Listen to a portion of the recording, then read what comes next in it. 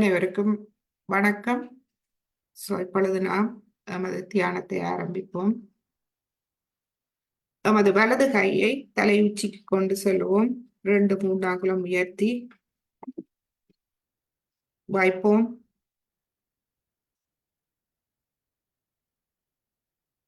நமது இரு உள்ளம் கைகள் உச்சம் தலை, அதில் கவனத்தை வைப்போம்.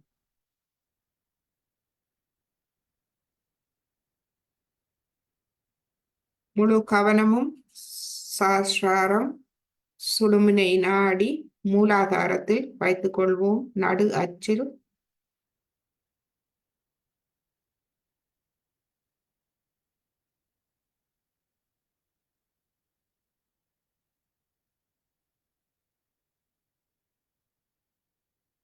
மெதுவாக நாம் அந்த அமைதி நிலைக்கு செல்ல எம்மை விட்டு விடுவோம்.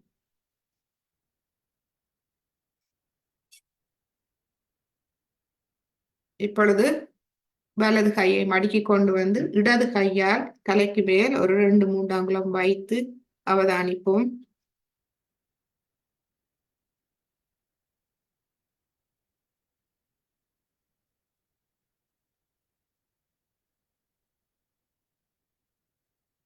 சுவாசம் அமைதியாக எமது கவனத்தோடு நடைபெற விட்டு விடுவோம்.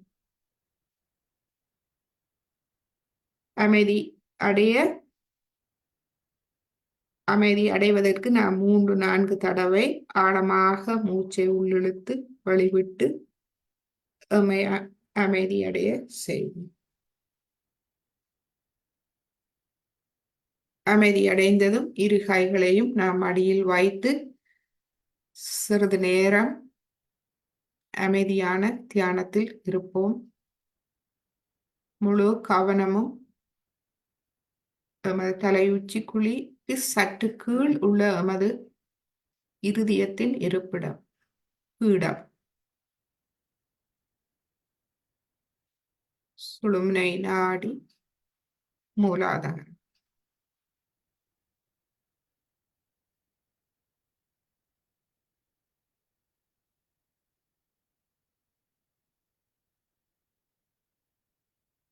எமது இருதயம் மெதுவாக தளர்வடைந்து விரிவடைந்து திறப்பதற்கு நாம் விட்டு விடுவோம்.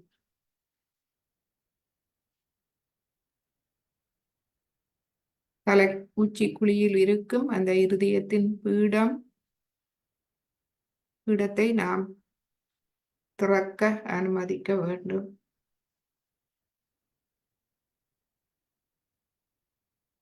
திறக்கும் போதே அதன் மூலமாக எமது அனைத்து எமக்குள் இருக்கும் அனைத்து வேண்டாதவை அனைத்தும் வெளியேறி உடலினி எண்ணெய் அதன் மூலமாக அனைத்தையும் வெளியேற்றி எம்மை இந்த பிரபஞ்சத்தின் சக்தியோடு இணைக்கின்றார். எம்மை தூய்மைப்படுத்துகின்றார். எனவே நாம் எமது இருதயத்தை திறக்க வேண்டும்.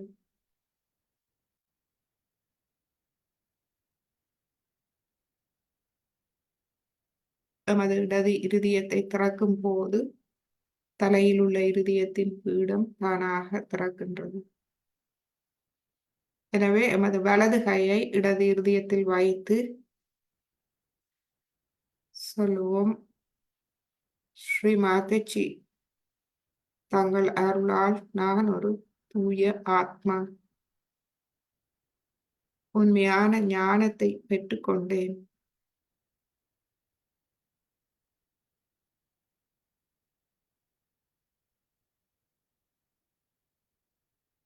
எனது கவனம் அறிவூட்டப்பட்டு தூய்மை அடைந்திருக்கின்றது.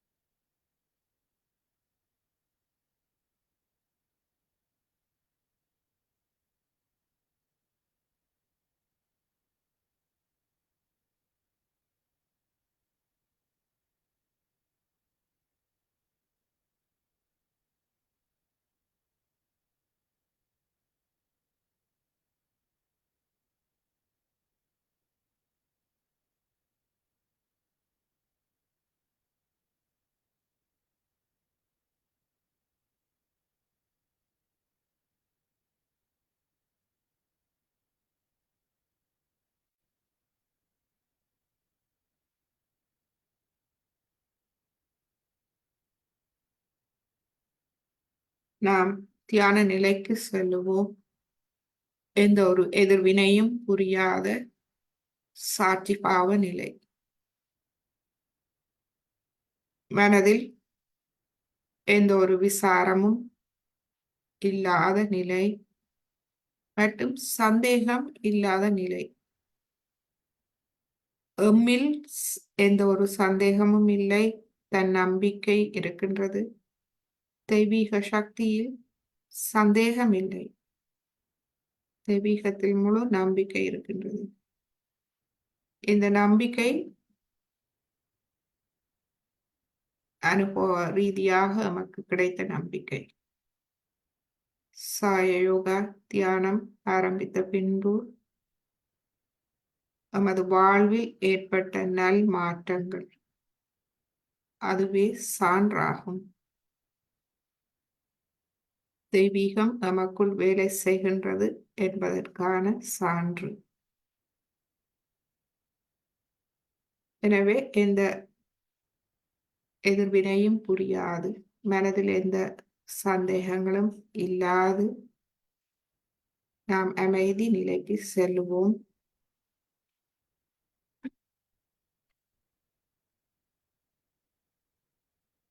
நாம் இதுவரை பெற்ற ஆத்ம ஞானம், இந்த ஆத்ம ஞானம் நமக்கு அனுபவ ரீதியாக கிடைத்தது. இது நம்மை வழி நடத்தும், ஊட்டமளிக்கும், அறிவூட்டும் மற்றும் ஞானம் நிறைந்த ஒரு ஆளுமையை தரும் ஒரு ஒளியாகும். இதுவே ஆத்ம ஞானம். ஆத்ம விழிப்புணர்வும் ஆத்ம ஞானமும் நமக்குள் நமக்கு கிடைத்திருக்கின்றது. அதன் மூலம் நமது வாழ்வில் நல் மாற்றங்கள் நிகழ்ந்திருக்கின்றது. இதுவே சான்றாகும்.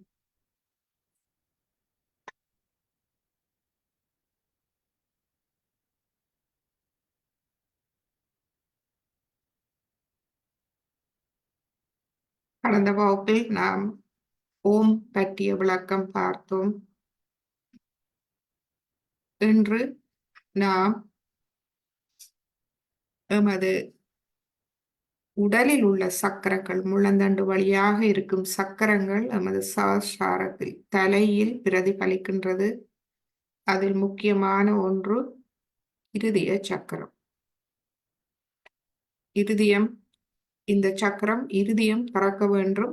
சாயோகா முழுமையாக எமக்குள் வேலை செய்வதற்கு இருதயம் பறக்க வேண்டும். இருதயத்தின் பீடம் தலையுச்சிக்கு சற்று கீழ் எமது தலைக்குள் அமைந்திருக்கின்றது. அதனாலேயே நாம் எமது கவனத்தை நாம் அங்கு வைக்கின்றோம். இன்று நாம் இந்த இருதயத்தின் ஒழுக்கம், தூய்மை மற்றும் களங்கமில்லாத குழந்தை உள்ளம் எமது இருதயம். இருதயத்தை எவ்வாறு களங்கமில்லாத ஒரு குழந்தை உள்ளம் கொண்ட, விவேகம் நிறைந்த, சாதுரியம் நிறைந்த, சமநிலையான, மங்களகரமான, புனிதத்தன்மை நிறைந்த இருதயமாக எவ்வாறு மாற்றுவது?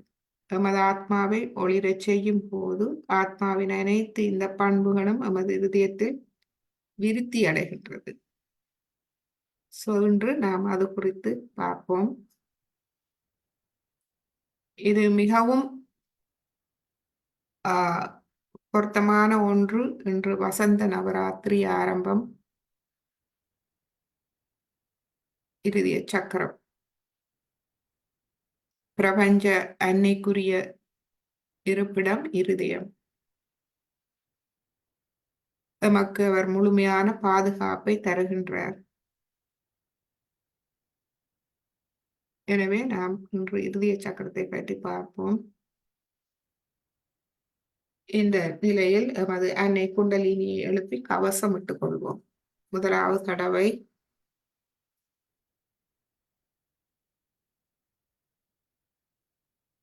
இரண்டாவது தடவை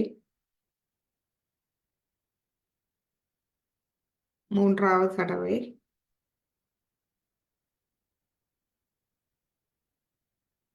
கவசம், மூலாதாரம், சுவாதிஷ்டானம், நாபி, பவசாகரம், இருதயம், விஷுதி, ஆக்யா, சஹஸ்ரார. இரு கைகளையும் கூப்பி வணங்கி இந்த குண்டலினி எண்ணெயை எழுப்பி கவசமிட்ட இந்த பயிற்சியால் ஏற்பட்ட மாற்றத்தை நாம் அவதானிப்போம்.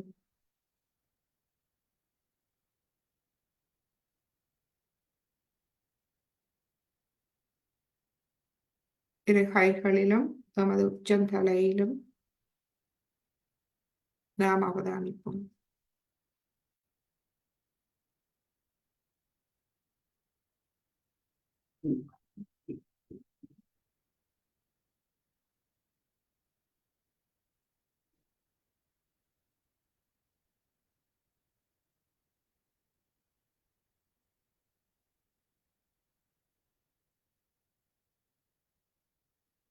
உப்பு நீர் சுத்திகரிப்புக்கு தயாராக இருப்பவர்கள் உப்பு நீரில் கால்களை வையுங்கள்.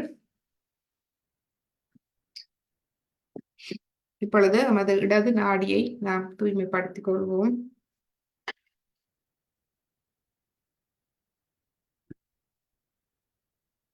இடது கை மடியில், வலது கை பூமியில்.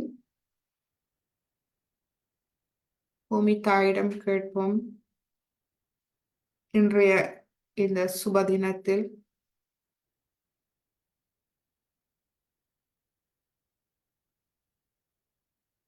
எனது இடது நாடியை முழுமையாக தூய்மைப்படுத்தி விடுங்கள். கடந்த காலம் முடிந்த ஒன்று, அதிலிருந்து வரும் தாக்கங்கள், அதன் நினைவுகள், வேண்டாத நினைவுகள், தேவையற்ற பழக்க வழக்கங்கள், எனது மமகாரம் அனைத்தையும் முழுமையாக என்னிடமிருந்து எடுத்து எனக்கு தூய விருப்பத்தை தந்துள்ளேன்.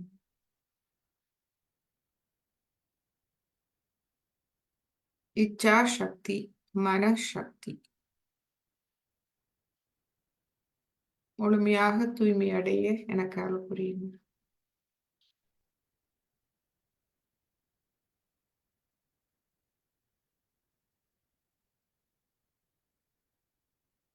எமது இடது கையை முழுமையாக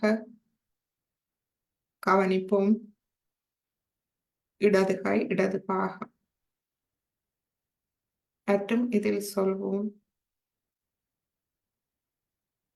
இந்த தெய்வீகத்தின் தன்னலமில்லாத அன்பு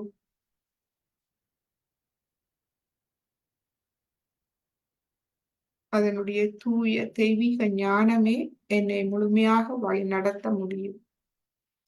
வேற எந்த சக்தியாலும் என்னை ஒன்றும் செய்ய முடியாது.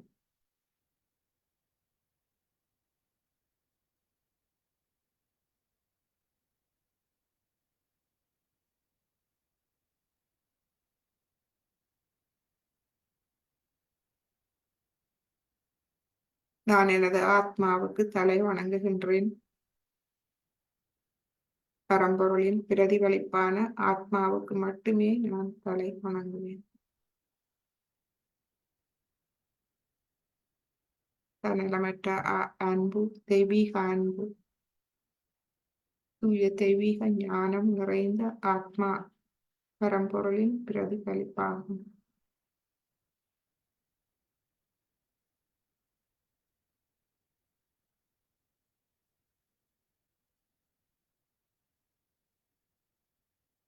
அந்த பரமஹம்ச நிலைக்கு நான் தலை வணங்குகின்றேன். எனது தியான நிலை, ஆத்மாவின் அமைதி நிலைக்கு நான் தலை வணங்குகின்றேன்.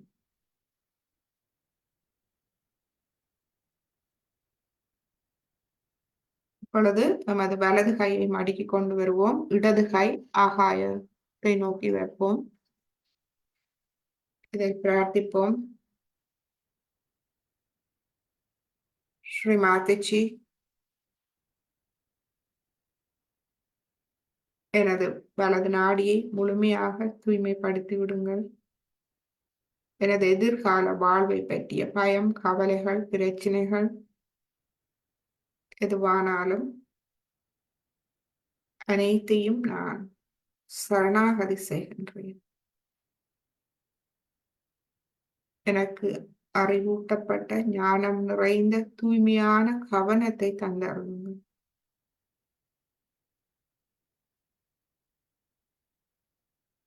எனது கவனம் முழுமையாக எனது ஆத்மாவில் இருக்க அருள் புரியுங்கள்.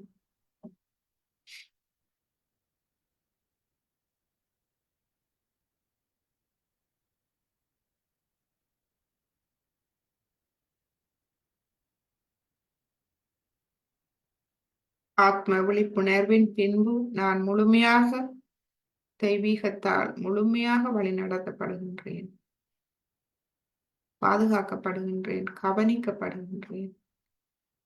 தெய்வீகத்தின் தன்னலம் இல்லாத அன்பும் தூய ஞானமும் என்னை முழுமையாக வழி நடத்துகின்றது.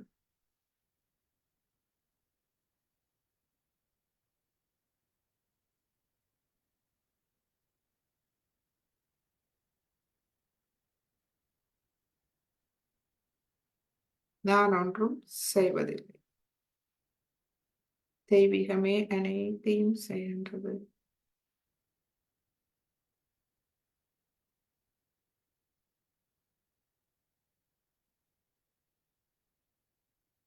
இந்நிலையில் நான் முழுமையாக சரணாகதி அடைகின்றேன்.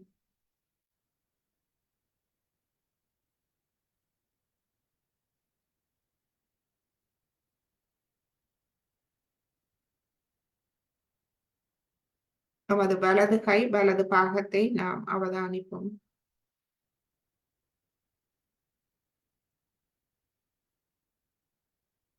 நாம் ஒன்றும் செய்வதில்லை. எனவே நாம் முழுமையாக எம்மை வெளிப்படுத்துவோம். நமது நாடி நரம்புகள் அனைத்தையும் நாம் எங்கும் நிறைந்திருக்கும் இந்த தெய்வீகத்துக்கு வெளிப்படுத்துவோம்.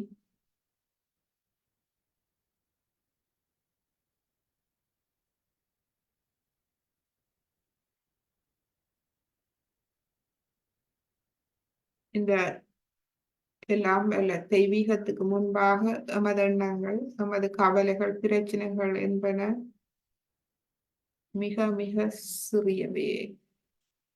எனவே அவற்றை பற்றி நாம் கவலைப்பட வேண்டியதில்லை. முழுமையாக அர்ப்பணித்து விடுவோம்.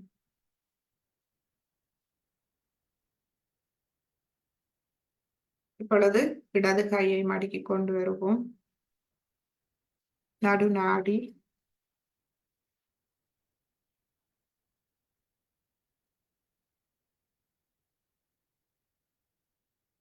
நடுநாடியில் குண்டலினி சக்தி ஸ்ரீ மகாலட்சுமி சக்தியாக எம்மை ஆத்ம முன்னேற்றத்தில் வளர்ச்சியில் எடுத்துச் செல்கின்றது. இடது நாடியில் மகாகாளி சக்தியாகவும் மற்றும் பைரவநாத் ஸ்ரீ மகாகாளி ஸ்ரீ பைரவநாத் சக்தியாக எம்மை கடந்த காலத்திலிருந்து மீட்டெடுத்து எமக்கு ஆறுதல் தரும் சக்தியாக விளங்குகின்றது. ஸ்ரீ பைரவநாத்தே Shri angel Michael, saint Michael ஆக அவதரித்தார். எமது வலது நாடியில் ஸ்ரீ மகா சரஸ்வதி ஸ்ரீ ஹனுமான சக்தி எமக்கு அறிவை, எமது கவனத்தை அறிவூட்டுகின்றது, அறிவு தந்து அருள்கின்றது. ஸ்ரீ ஹனுமானாவே ஸ்ரீ கேப்ரியல், செயின்ட் கேப்ரியலாக அவதரித்தவர். எமது குண்டலினி சக்தி நடுநாடியில் ஸ்ரீ மகா லக்ஷ்மி சக்தியாக, ஸ்ரீ கணேச சக்தியாக எம்மை முழுமையாக மீட்டெடுத்து இங்கு நாம் ஒன்றும் செய்ய தேவையில்லை. அந்த சக்தி தானாக எம்மை மீட்டெடுக்கின்றது. நாம் இடது வலது நாடியை சமநிலைப்படுத்தி விட்டால் நடுநாடி தானாக வேலை செய்கின்றது. எடுத்து நம்மை ஆத்ம முன்னேற்ற பாதையில் விட்டு செல்கின்றது. ஸ்ரீ மகா லக்ஷ்மி, ஸ்ரீ கணேஷா, ஸ்ரீ மேரி மகாலட்சுமி, மேரி மாதா, ஸ்ரீ கேசு கிறிஸ்து சக்தியாக நமது நடுநாடியில் இயங்குகின்றது. இவை வெறும் பேச்சல்ல. நீங்கள் இந்த தெய்வீக நுண் அதிர்வுகளின் குளிர்ந்த நுண் காற்றின் பாய்ச்சல் மூலமாக இவற்றின் தத்துவங்களின் உண்மை தத்துவத்தை நீங்கள் உணர்ந்து கொள்ளலாம். இவற்றை கேட்கும் போது மனதில் ஒரு ஆறுதல் ஏற்படுகின்றது.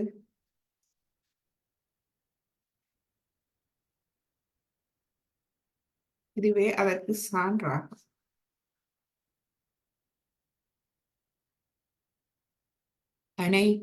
அனைத்து தெய்வ சக்திகளும் ஒரே மூலத்திலிருந்து வந்தவை. அனைவரும் பரமண்டலத்தில் ஒரே சக்தி ஆவார்கள்.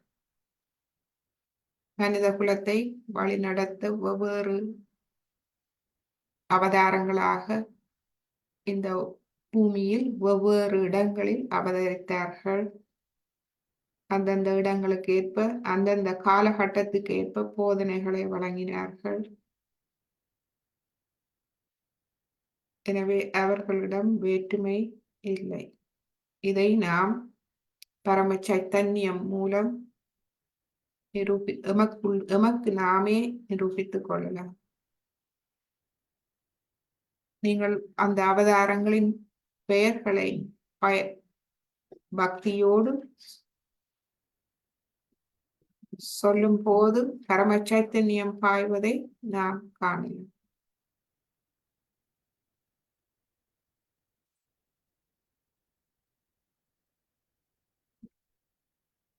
எனவே இந்த அனைவரும் தமது இடது நாடியில் கணங்களும் வலது நாடியில் தேவ தூதர்களும் தம்மை பாதுகாத்து அருள்கின்றார்கள்.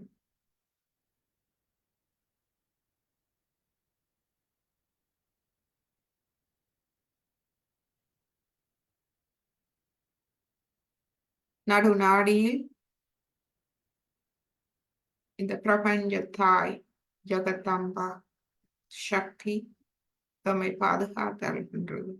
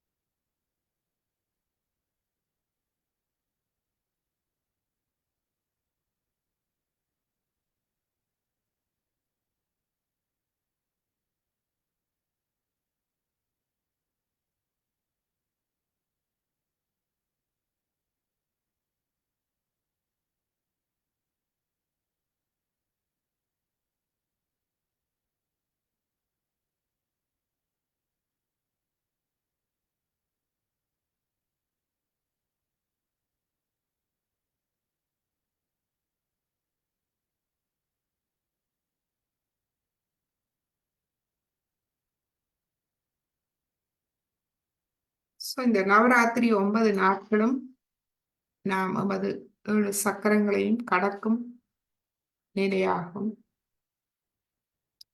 முதலாவது நாள் ஸ்ரீ கணேசர் ஸ்தாபிக்கப்படுகின்றார். அதாவது களங்கமில்லாத குழந்தை உள்ளம், அந்த பண்பு ஸ்தாபிக்கப்படுகின்றது நமக்குள். 2ஆம் நாள் நாம் சுவாதிஷ்டானம் நாபியை கடக்கும் நாளாகும்.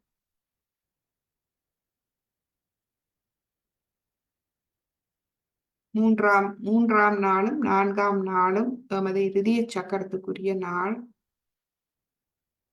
5ஆம் நாள் விசுதி சக்கரம்.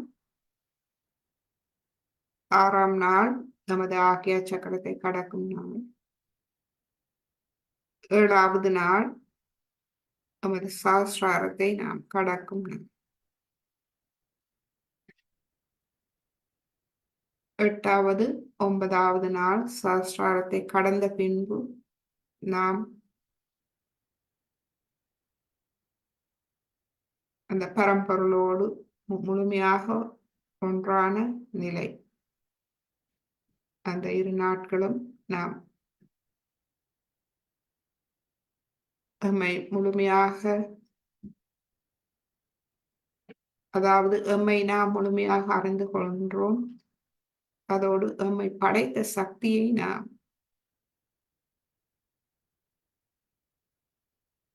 உணர்ந்து கொள்கின்றோம். முழுமையாக அதை உணர்ந்து கொள்கின்றோம். இதுவே நவராத்திரியின் 9 நாட்கள் ஆகும். முக்கியமாக இது இருதயத்தை கடக்கும் நாள். இருதயம் எமது சஹஸ்ராரத்தின் நடுவில் இருக்கின்றது. தலையும் உச்சிக்குழியின் உள்ளுக்குள் இருக்கின்றது. இந்த இருதயம் முழுமையாக திறக்கும் நாள்.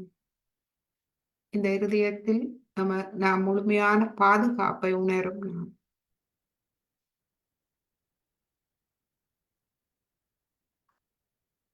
எனவே இன்று நமது இருதய சக்கரத்தில் சிறிது தியானித்து ஸ்ரீமாதாஜியின் அருள் உரையை கேட்போம். நமது இடது இருதயத்தில் வலது கையை வைத்து அதனுடைய உறுதிமொழியை சொல்லுவோம். ஸ்ரீமாதாஜி, தங்கள் அருளால் நான் ஒரு தூய ஆத்மா.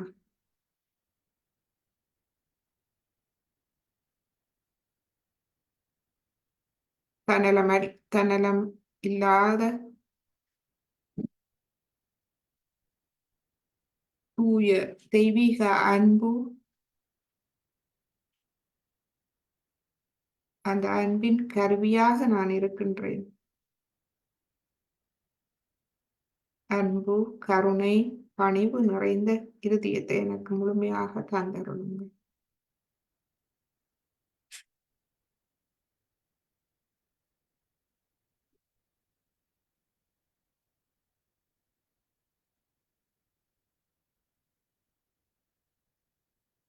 நம்பிக்கையோடு சொல்லுவோம். நான் அந்த தன்னலமில்லாத தூய அன்பு, தெய்வீக அன்பு, அதுவே ஆத்மா. அந்த அன்பின் கருவியாக நான் இருக்கின்றேன். அந்த அன்பை பிரதிபலிக்கும் ஒரு கருவியாக நான் இருக்கின்றேன்.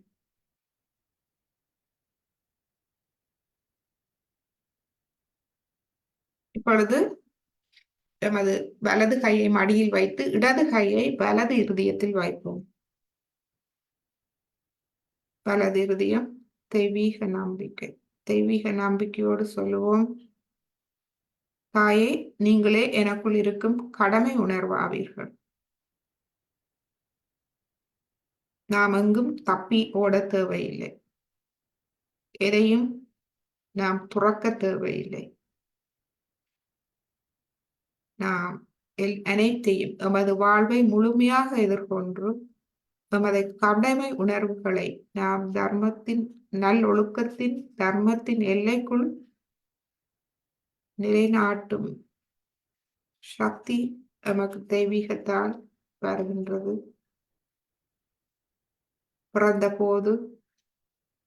பிறந்து வளரும் போது குடும்பத்தில் பெற்றோரின் பிள்ளையாக எமது கடமை, பின்பு திருமணமான பின்பு தாயோ கணவனோ மனைவியாகவோ கடமை, பிள்ளைகள் வரும்போது பெற்றோர்களாக கடமை, சமூகத்தில் கடமை,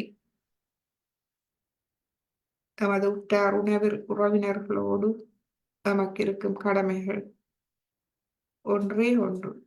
இந்த தூய அன்பை மற்றவர்கள் உணரும்படியாக நாம் நடப்பது.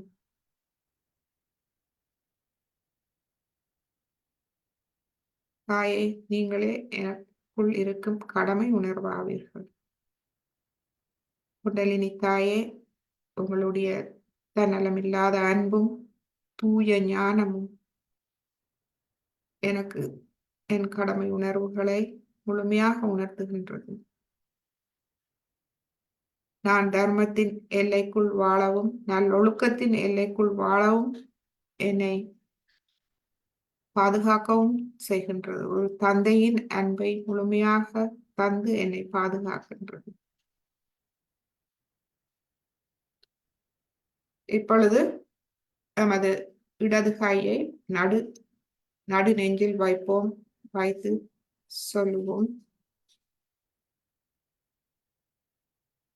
தாயே, நீங்களே எனக்குள் இருக்கும் பாதுகாப்புணர்வி ஆவீர்கள். நான் எந்த பயமும் அறியேன்.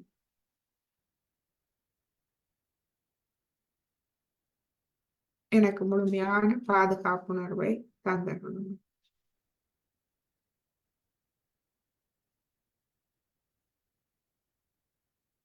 இப்பொழுது நாம் ஸ்ரீமாதுச்சியின் அருளுரையை கேட்போம்.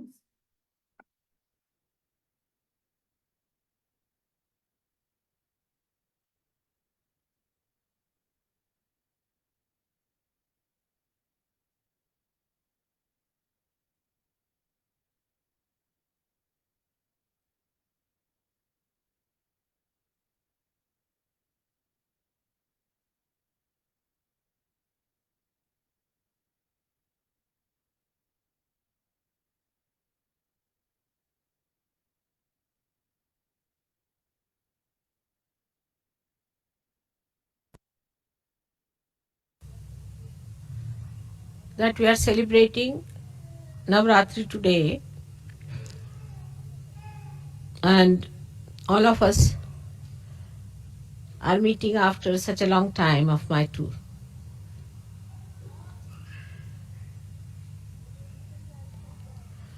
When in Italy I said that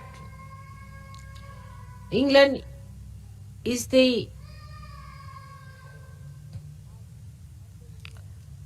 heart of the universe, they would not accept it. They were very shocked at this statement. They couldn't believe that England could be the heart of the universe. One of the reasons was that they felt that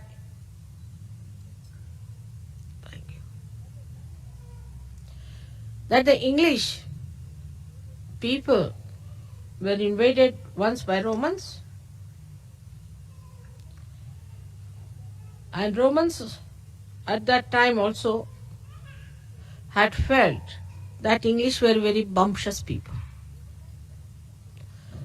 They would not even accept the defeat with the grace of a person who is lost. Even if they were lost, they used to be bumptious. So they could not believe how could it be that the English is the heart of the universe if this is the heart was the situation of the universe. And then they described to me at length the bumptiousness of the English. And then I felt I have known something like that myself. Now when we are celebrating the greatest of greatest, this Navratri, there must be something special about it. That we have to cleanse this heart completely, fully, and make it so pure that it purifies all the blood that passes through the whole of the body. So the cells of this heart, which has made this great organ, has to be the best, because the cells of the heart within a human body are the best cells, the highest quality, the most sensitive. And it's the heart that expresses the anahata. The sound that is without percussion. While we find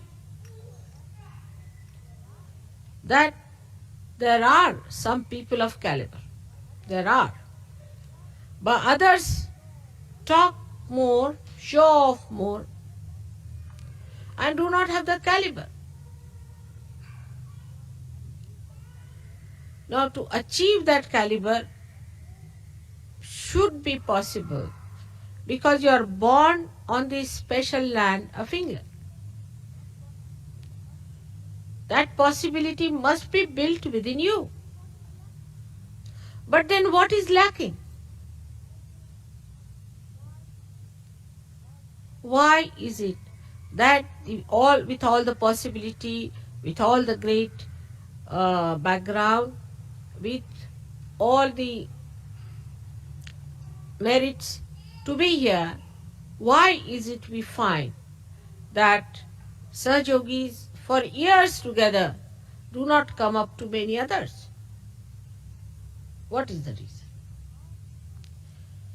Heart, if you see, has a pulse rate and it moves with a certain sound, and you can even get it onto a graph, and it is so systematic, it is so regularized, it is so disciplined that even a slightest murmur or slightest change shows on the graph. It's a very sensitive thing. And that is what is lacking here, is that discipline of the heart. It's an erratic, funny heart which swells up in ego. And whatever one may talk, this is another reading people have, that whatever you may tell them, that time seriously they listen to you, and second moment it has no effect on them. So this is another thing we should see, that if it is within us, let us understand that what we lack is disciplining. And that disciplining has to come, otherwise our caliber cannot improve.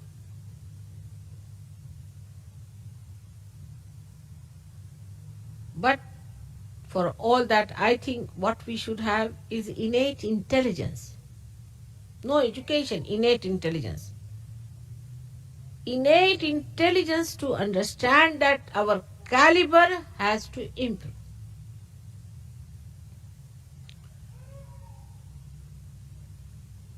Now here pulsates the spirit. The spirit and not the power. The witness,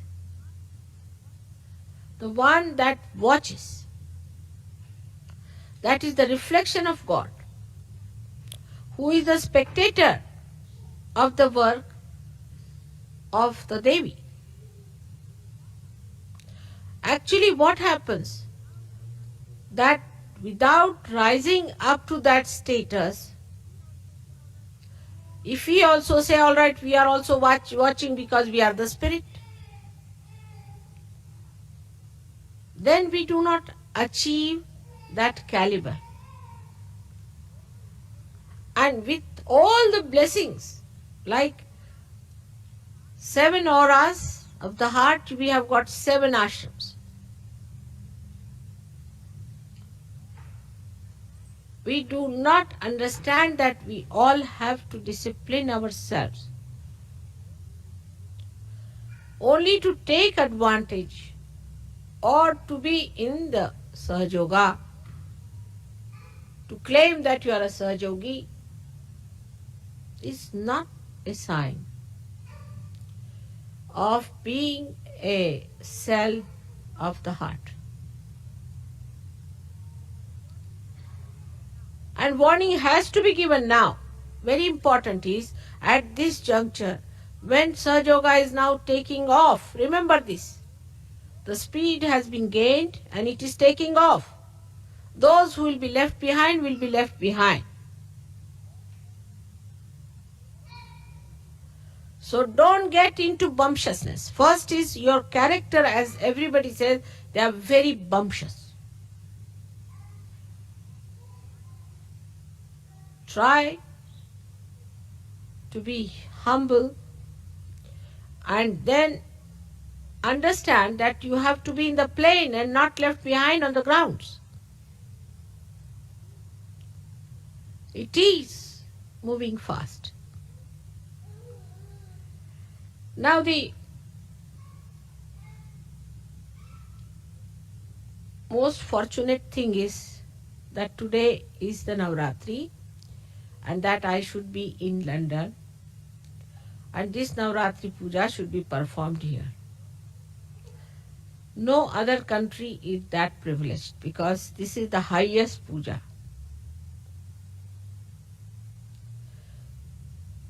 The greatest ritual which you can attend.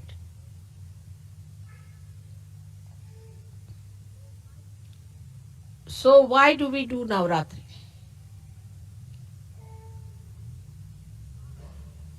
In the heart, to do Navratri is to accept the powers of the Shakti. To realize the power that all these chakras have got in themselves. And that when they are enlightened, how you can express all these powers of these 9 chakras within ourselves. The 7 chakras plus the heart and the moon makes it 9. But I would say that 7 of these, and on top of that we should say 2 more centers, which Blake has described surprisingly as 9 centers, clearly. Just now I cannot talk of the higher 2 centers, but let us at least talk of the 7 centers.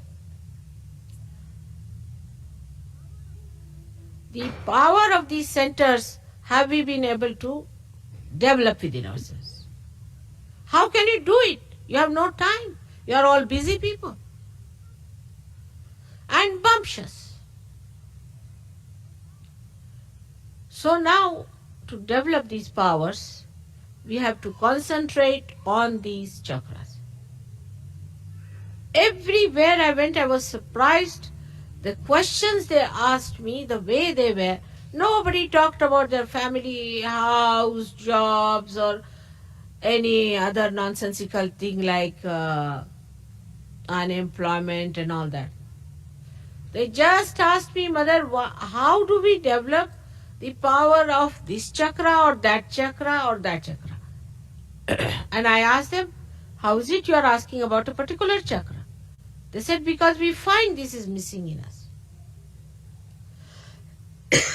Especially in me, this one is not all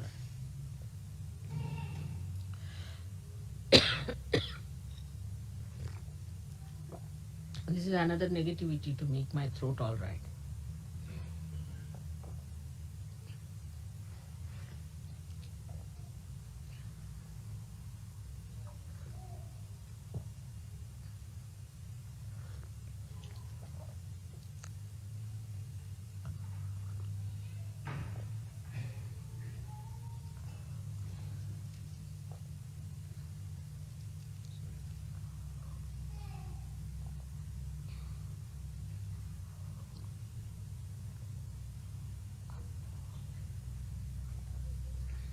Now, for a realized soul, there is no need for me to discipline you or to tell you all these things, because I hate to talk in this tone to you today.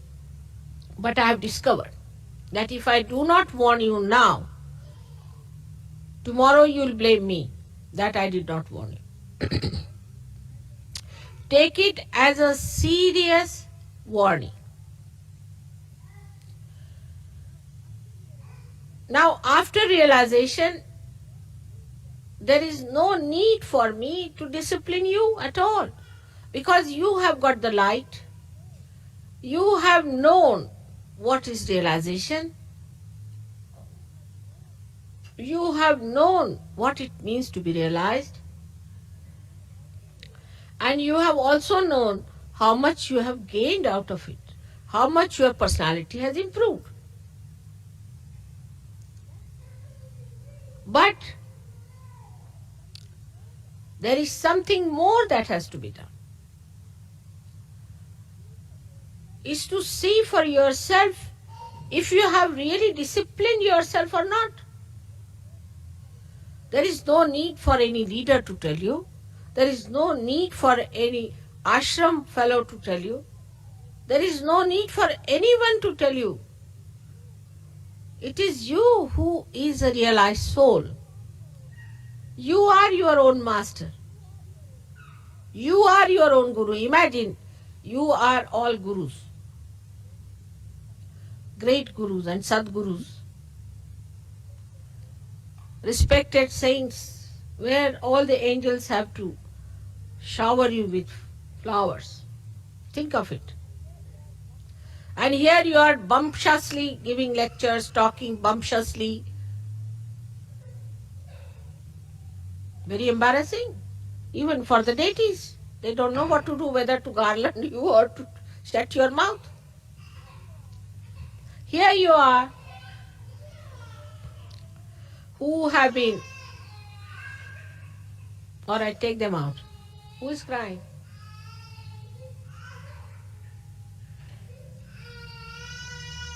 That is child.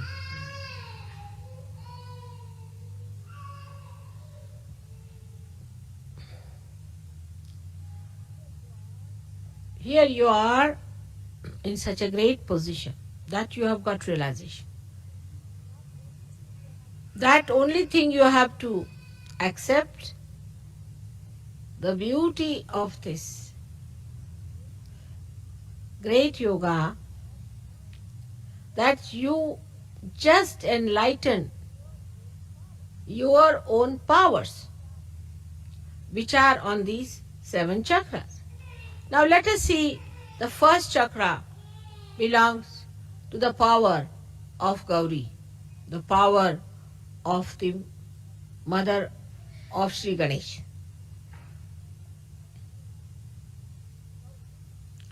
Gauri's power. Tremendous they are, aren't they? Because of her power, you have got your realization. Now what have we done to enshrine that power within ourselves?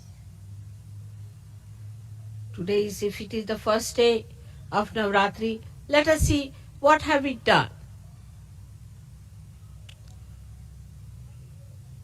Have we been able to develop our innocence within ourselves?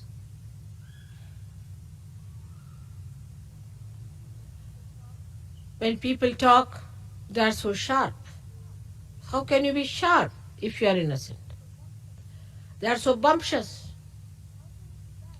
How can you be that if you are innocent? People play games. How can you do that if you are innocent? Harm each other. How can it be if you are innocent? So first of all, you have to see yourself that the power of innocence, if it has to live, all the rest of the nonsense has to go away. If you want to have the innocence, all that is anti-innocence has to be dropped out. I can understand about people who are ignorant, who have ignorance. Then in ignorance, of course, how will they talk of innocence? But you are not ignorant people. You are knowledgeable. You've got your enlightenment. And the power of innocence is so great. It makes you absolutely fearless. Not bumptious, but fearless. And the greatest thing of innocence is that you are respectful. The sense of respect, if it is not developed within you, if you cannot develop the sense of respect for other Sahajogis, for other people, for the ashrams, for the discipline and your own self-respect, then it is of no use even talking of Sahajoga, because that's the very beginning of it. First, you do not respect, all right. You are bumptious, all right. You are in a big fool's paradise, as they call it, riding a fast horse. All that is there is all right, is forgiven. But once you have seen the light, you must try to get rid of all the snakes that you have been holding on to.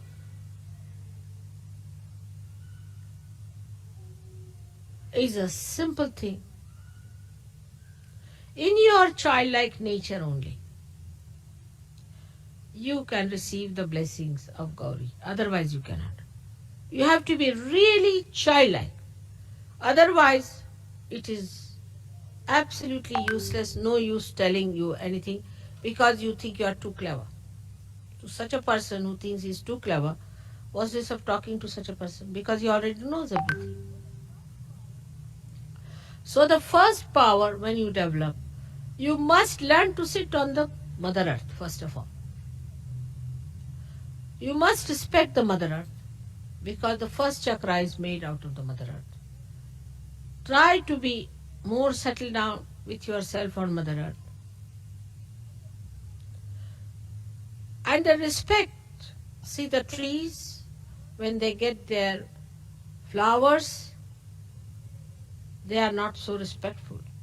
But when they are laden by the fruits, they bow down to Mother Earth. In the same way, when you have got the fruits of Sahaja Yoga, you all must bow down. And innocence has a special capacity to make a person extremely peaceful. Extremely peaceful.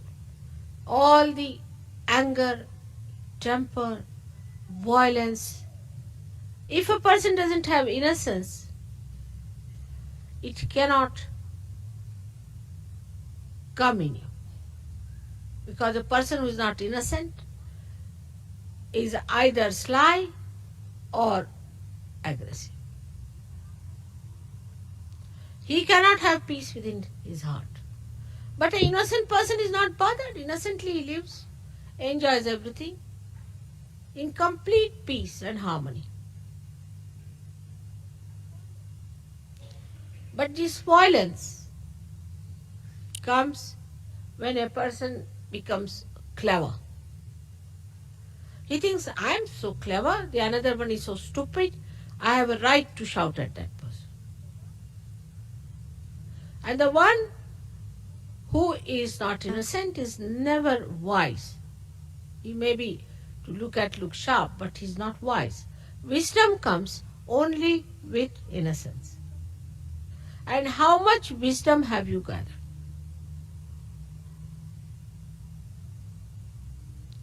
That is what one has to see. When your power of innocence increases, wisdom is apparent. People say that fellow is very wise. For example, if somebody is crying about his wife, a wise person will say, oh Baba, just look at this, still busy with his wife. Another one is crying about his house or something. He'll say, oh, look at this one, still busy with the house. There is no end to it. I have known people who get so swollen up that they think they must give a big lecture for 1 hour on Sahaja. Unless and until they have given 1 hour lecture, they do not think their ego has manifested itself fully. But a wise person, he doesn't have to talk or speak or do anything. He impresses his silence, his wisdom on others much more easily. That is what we have to see. Have we been able to discipline ourselves? Because our growth is very much in the beginning of it. We have to grow quite a lot. And people don't understand this point in an atmosphere of egoistical temperament, that you have to grow. You have not yet grown.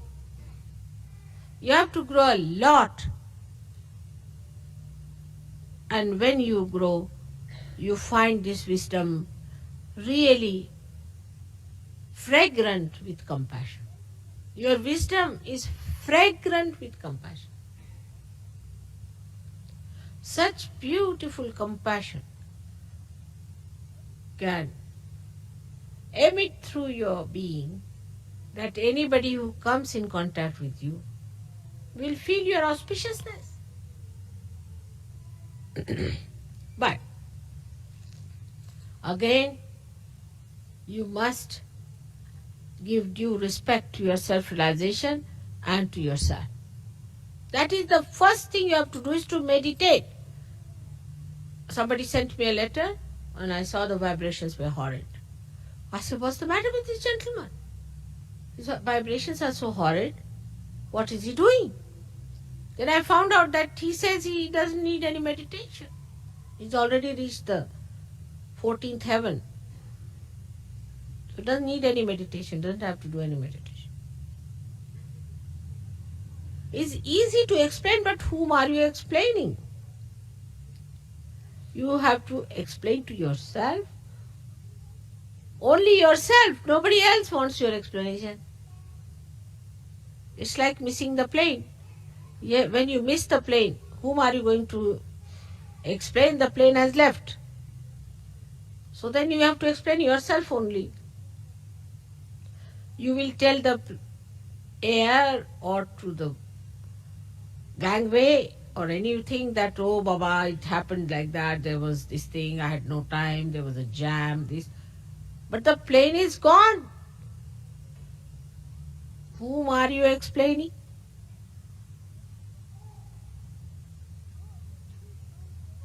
So everyone should meditate every day. That is a very important thing which people are doing in all the countries where I am not.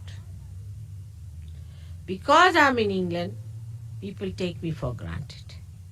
Mother is doing everything. So I get up at 4 o'clock, take my bath, meditate for you all. I better start doing that again. Otherwise you have no time to meditate, so at least let me meditate for your sake. So everyone must today promise to me that they will meditate every day. Get up in the morning. We can't get up in the morning. The whole world can get up. Why not the English? But when it was the War of Waterloo, they were the first to arrive there. They won the war because they were so punctual. What has happened to their punctuality today?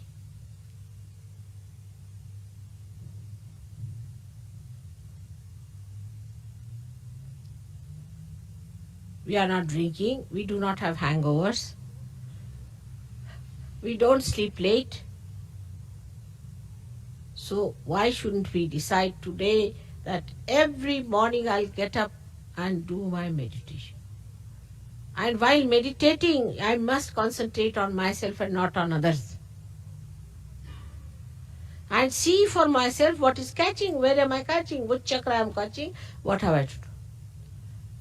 So on this day of Navratri, today as the first day, the Gauri's power must be enlightened within us. And they must express. And they are tremendous. I cannot describe them in one lecture. Think of the primordial Kundalini. She acts in the Mother Earth, she acts in the universe, she acts in the animals, she acts in the matter, she acts in the human beings, and now she acts in you. She is the one who decides the face and the figure that you are going to have. She is the one who decides what child you should have. She is the one who gives you the particular type of a child that you need. She is the one who has got you all these beautiful children. She is the one who has given you these sparkling faces and sparkling eyes. All this she has done for you. But what about the power that you have within yourself? How much have you manifested that? The primordial is working very hard, no doubt. But what about you, the individuals who have got their own Kundalini awakened? How far you have opened her out? And what is Kundalini is a simple thing, as you know, is the true desire. So true desire to perfect yourself, to grow yourself, if it is really true desire, nothing else is important.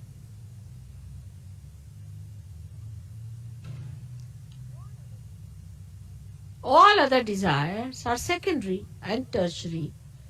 The most important desire is to grow. And for whose advantage? Is the advantage of yours, and in your advantage only the advantage of the whole world rests. Sahajogis today represent the growth of this universe, the growth of the human race. Do you follow this point that you are playing such an important role at such a crucial time when the world is about to collapse?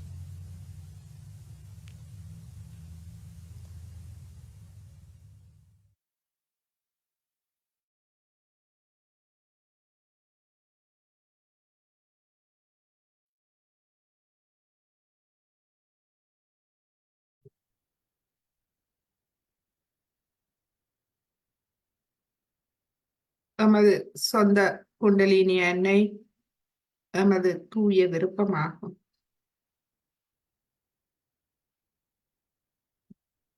அந்த ஒரு விருப்பமே அனைத்து எமது உலக வாழ்வின் அனைத்து தேவைகளையும் நிறைவேற்ற வல்லது.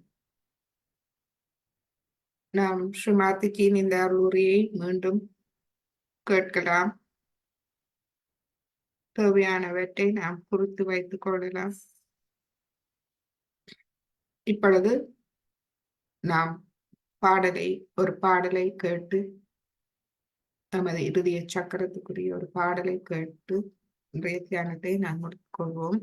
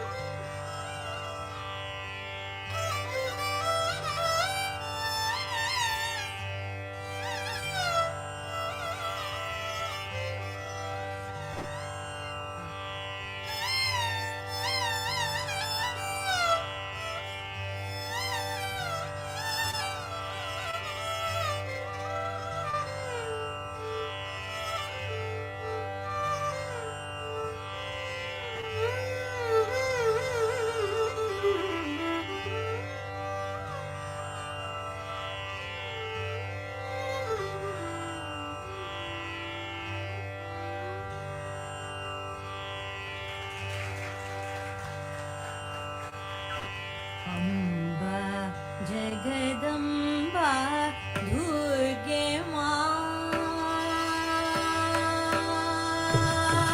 अम्बा जगदम्बा दुर्गे माँ परम चैतन्य लहरी सुंदरी अम्बा जगदम्बा दुर्गे माँ परम चैतन्य लहरी सुंदरी अम्बा जगदम्बा दुर्गे माँ परम चैतन्य लहरी सुंदरी अम्बा जगदम्बा दुर्गे माँ परम चैतन्य लहरी सुंदरी अम्बा जगदम्बा दुर्गे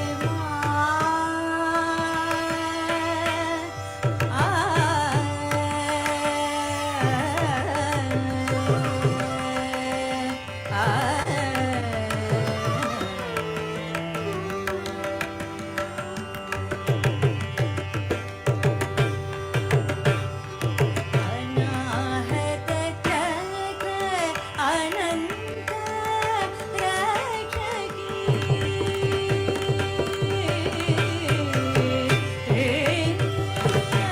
अनाहत चक्र अनंत अनाहत चक्र अनंत आत्म साक्षात्कार बोधिनी रंजनी अनाहत चक्र अनंत आत्म साक्षात्कार बोधिनी रंजनी अम्बा जगदम्बा दुर्गे माँ परम चैतन्य लहरी सुंदरी अम्बा जगदम्बा दुर्गे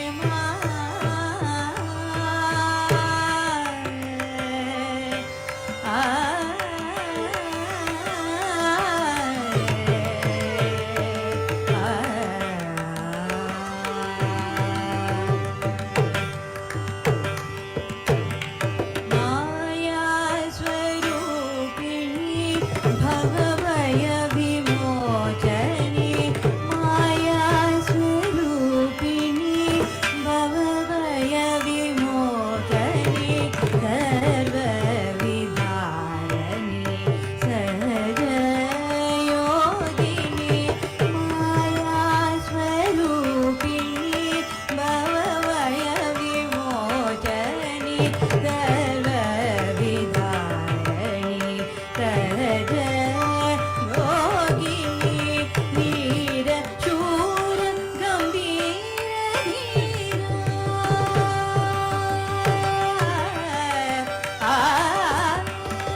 वीर शूर गंभीर हेमा करि निर्मला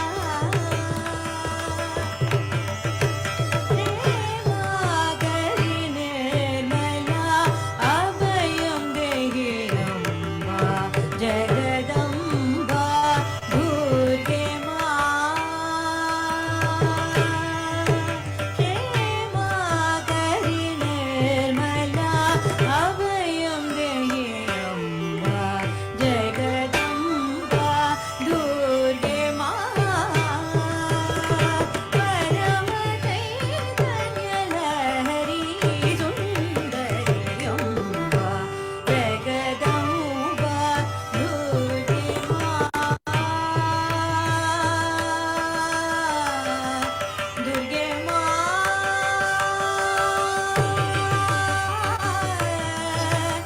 दुर्गे माँ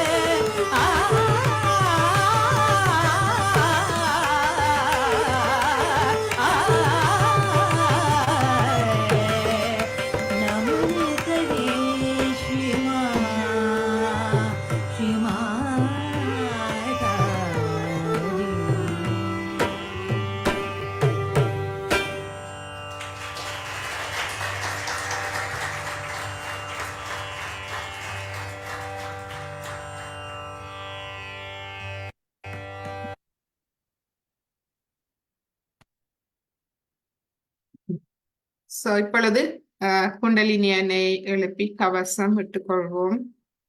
முதலாவது தடவையாக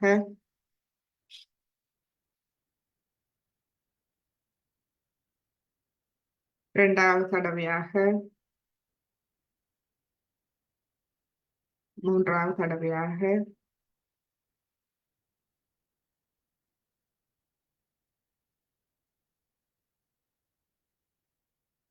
கவசம் மூலாதாரம், சுவாதிஷ்டானம், நாபி பவசாகரம், இருதயம், விஷுதி, ஆக்யா, சாஷா. இரு கைகளையும் கூப்பி வணங்குவோம். இந்த நவராத்திரி 9 நாட்களும் ஸ்ரீமாத்ஜி சொன்னது போல் எமது சக்கரங்களின் சக்திகள், அதாவது எமது சக்கரங்களின் சக்திகள், அதனுடைய நற்பண்புகள், அந்த நற்பண்புகளை நாம் தியானம் மூலமாக ஒளியூட்டி எமக்குள் அவை வளர்ச்சியடைய செய்வதே இந்த நவராத்திரி 9 நாட்கள். முதலாவது நாள் நாம் மூலாதார சக்கரத்தில் கவனத்தை போட்டு அதன் பண்புகளை தியானிக்கின்றோம். இரண்டாவது நாள் நாம் சுவாதிஷ்டானம், நாபி இரண்டிலும் கவனத்தை போட்டு நாம் அதன் பண்புகளை குறித்து தியானிக்கலாம்.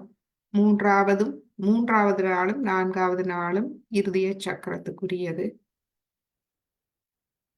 எனவே வியாழக்கிழமை நாம் மீண்டும் இருதய சக்கரம் பாதுகாப்பை வேண்டி, அதாவது எமது பாதுகாப்பை நாம் எவ்வாறு அந்த பாதுகாப்பு தன்மையை நாம் எவ்வாறு உணரலாம் எமது இருதய சக்கரத்தில். அது பற்றி பார்ப்போம். 5ஆம் நாள் விஷுதி சக்கரம், 6ஆம் நாள் ஆக்யா சக்கரம், 7ஆம் நாள் சஹஸ்ராரம், 8, 9 மீண்டும் இருதயம், சந்திரன் என்று ஸ்ரீமாத்ஜி சொன்னதை நீங்கள் பார்த்திருப்பீர்கள் உரையில். அதற்கு சஹஸ்ராரத்துக்கு மேல் உயர் சக்கரங்கள் 2 இருக்கின்றது. இருதயம், சந்திரன் என்பது நமது ஆத்மா. ஆத்மா, பரமாத்மா, அதை பற்றி நாம் பிறகு பார்க்கலாம். இவ்வாறு நாம் இந்த 9 நாட்களும் எமது கவனத்தை எமது சக்கரங்களின் பண்புகளில் நாம் வைத்திருக்கலாம். இந்த 9 நாட்களும் ஒரு மங்களகரமான புனிதமான நாட்கள்.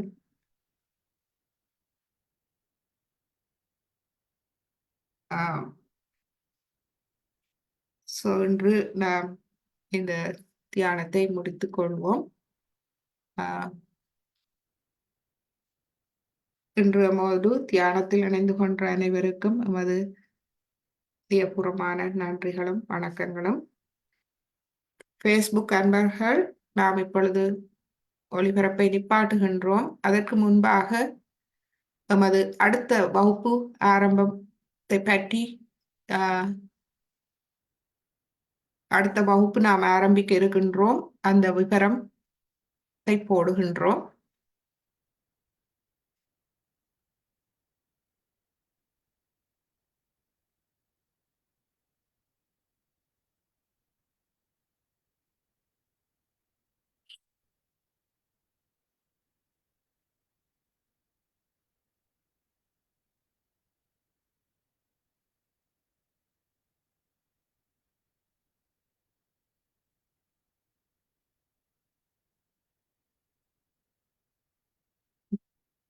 புதியவர்களுக்கான வகுப்புகள் மீண்டும் ஆரம்பம் 20 ஏப்ரல் 2024 சனி மாலை 7 மணிக்கு.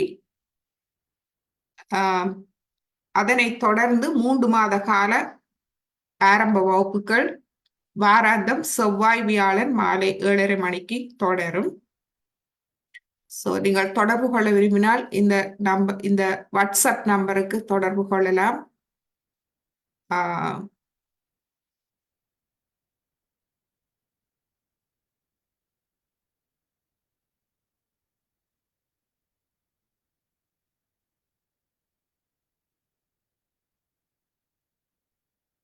ஸோ ஃபேஸ்புக் அன்பர்கள் நம்மோடு தொடர்பு கொள்ள விரும்பினால் நீங்கள் ஃபேஸ்புக் chat மூலம் அல்லது வாட்ஸ்அப் நம்பர் மூலம் நம்மோடு தொடர்பு கொள்ளலாம். மேலதிக விவரங்களுக்கு நன்றி, வணக்கங்கள்.